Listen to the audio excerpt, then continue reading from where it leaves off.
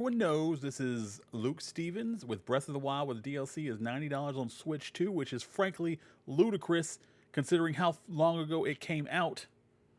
And you were paying more than you paid when it came out. So just when we thought that Nintendo was done stepping on rakes and stepping on every single landmine possible, they've decided to take it up a notch. Okay, you think they were done? You think they had had enough after the initial waves of blowback after their CEO, basically not CEO, their This right here. Is KCD2 better than the first? Yes. Yes. If you haven't played either one of them, but you want to start with KCD2. It's more accessible. They learn from their mistakes. And if you like KCD2, go back and play the first game. Or heck, play a little ways into KCD2. Then decide if you really like it and you wanted to play the first game and get some backstory. At least you already have a good grasp of what you're supposed to do. Probably. It's very long. The intro, the beginning of KCD2 is long. But it's so freaking good. The president of Nintendo America was like, just buy the old one, brokey, loser. No, they're not done. They're still doubling down, okay? It gets better. I didn't hear no bell. Exactly, Jimothy. Gets better. There is an 8-year-old game. A great game, to be fair. Breath of the Wild.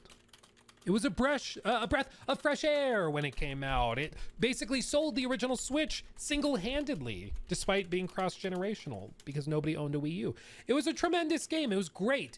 It also featured a good amount of DLC, including DLC that gave you a freaking motorcycle. If you've never played the DLC, you should. It's a good time. There's one where you have to go match up on certain locations and take pictures and stuff. Like it was going to take away from the game for me. But the motorcycle was cool. Well, the sort of generally agreed upon thing is that once a game is from the previous generation, you don't get to sell it for full price unless there's like a remake. Even remasters, the general pricing convention is that it needs to be discounted. That's just generally how it works. Paying a full AAA pricing for something that is going on a decade old just feels bad, man. The exception to this rule has historically, though, been Nintendo, because they just kind of do whatever they want. And they don't really put their games on sale. They don't really do that. You'll still pay. I bet you right now, ARMS, that stupid freaking game that I'm still pissed I bought, I bet you this is still full price. What do you want to bet? I bet you it's still full price right now. Loading. Oh, that game. Yeah, I have that clown girl as my icon on Switch. I like clown girls. I didn't know what it was from. I feel like somebody told me once. I didn't care. It was a pretty clown girl. Come on. That's full price. It's still full price, dude. I cannot From believe when? it. Launched June 2017. That was almost 10 years ago. And it's still full price. 16th, 2017. You know where I can get this for under 20? eBay. ARMS is still full price, okay? ARMS is, okay? So this is generally a Nintendo thing. A lot of other companies, when they have a game that is deeply beloved, they sort of, they make a ton of money, and then they just take this approach where they're like, as a thank you to you guys, here's some free updates. We just a second ago were talking about how KCD2 is adding the hardcore mode. What? For free. Like, they're just going to be updating the game for free with a hardcore mode. Just in time for tax day. Can't wait to escape reality with this. Oh, dude. That's going to be so frustrating, and I will watch every playthrough of it. I do not care. A totally new thing that they probably honestly could have sold as a DLC. They could have sold this for $15. People would have bought it because they love it, but they're just giving it away for free because they appreciate their fans who made KCD2 so successful. I'm so freaking excited. I kind of want to play Not that. Nintendo, though. I have to play the Not original Nintendo. game first. What Nintendo is doing is they are relaunching Breath of the Wild on the Switch 2 at full price, no discounts, no nothing.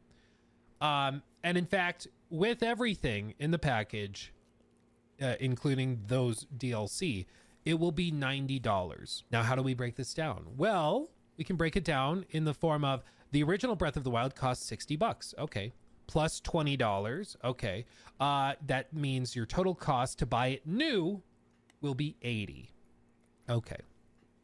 However, there's a Switch 2 Enhanced Edition of the game with better performance and graphics. And if you own the Switch 1 Breath of the Wild, you can pay $10 to upgrade. So over the course of the lifespan, you will have paid $90.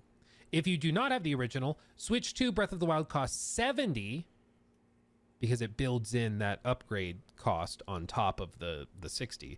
However, it does not include the DLC for the now 8-year-old game, which would be another, again, $20 on top of that. So That's even ridiculous. though they have had this game out for 8 years, there's a sequel which is even bigger and better. They are not discounting anything at all.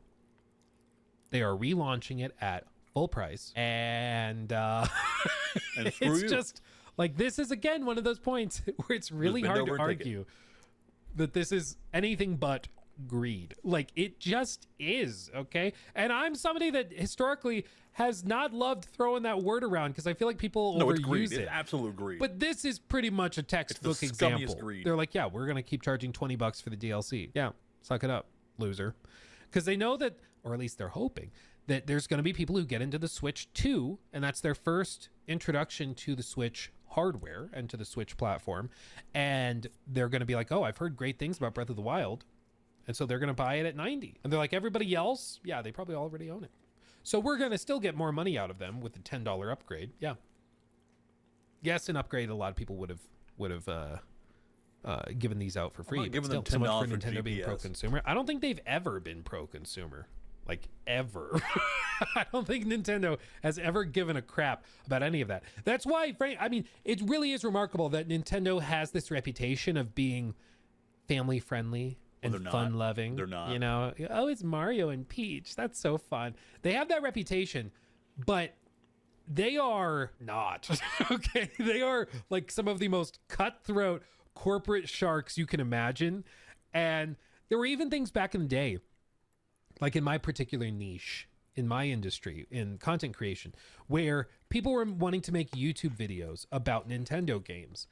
But what Nintendo did is they would go around and strike videos that were showing gameplay footage of their games. Even if it was positive. And the only way you could get those videos back up is if you were a member of their specific like creator program. And this creator program back in the day, I don't know what it is today, but back in the day, they just straight up took like half of the money from all of those videos. Just like half of it. They might have calmed down on it since. I think I've heard rumblings from people that cover Nintendo stuff that they don't do that at least as bad anymore. Or if you're a member of their creator program, they take less of a cut, whatever it is. But if you're still a member, either they still way, take cuts. it made it so like, I'm like, I don't want to talk about it. Like, I'm good. I don't want to support that. I don't want to cover it. I don't want anything to do with it. It's just insane. They still have streaming guidelines you have to follow. Yeah, well, I mean, I'm sure it's like they don't want certain types of creators. They don't want people who are dangerous for the brand. You know, we couldn't have that. Imagine if people look at our brand and think anything negative. Oh, like it's just, they've never been your friend. Okay. Never. They have a lot of very talented developers. They make a lot of really fun games, but when you compare their business practices to every other big player in the industry, it's not even close. They are far and away like the worst offenders, and they have been for a long, long time. Nintendo's blacklisting you right now. It's please. Hopefully. I don't need their stuff. They haven't given me access to anything anyways. Like I'm literally not losing anything, and I would say this stuff to their face too. I mean, it's just laughable. And it's too bad, because if they took a more pro-consumer approach, then I think it'd be one of the easiest companies to support because they have such Amen good to that. games. But until they don't, right? They have like Pokemon is steaming garbage recently, and it's just Amen to that. As someone who's been playing since the original games, amen to that. Huge disappointments all around. yeah, that's a whole other thing. Yeah, no Mario review code for me. Yeah, oh shucks. Oh no. Bummer. Yeah, I've never I've never been that interested in covering Nintendo stuff, partially because of their approach to it, but also it's just I appreciate the types of games that they are able to put out in the form of Mario and like the Zelda games and all that. But it's also their approach is to take their freaking time, and they'll release one Mario Kart game every generation and a half. You know, you might get 2 Zelda games in a generation. That's cool. Oh, Maybe, God, you yeah. know, if you get that, but it's not Breath exactly of the Wild, something Tears you of the can make Kingdom, baby. Heck yeah. a career out of. Yeah. Rather give the money to King Cobra than Nintendo. That's most definitely what's up. Yeah. At least you know then that it's going to support like you know, liquor companies and DoorDash. So there you go. Ah, well, heck yeah. I didn't disagree with anything he said. Nintendo sucks. It sucked for a very long time, and they need to get their crap together. They could easily corner the market of gaming if they just, I don't know, played nice with everybody, treated people like people, and not like commodities or obstacles. If you think one content creator can tank your company with bad reviews, guess what? You've got a bad company, and the people running it don't have faith. Sorry, not sorry. Do better with Pokemon. Jesus.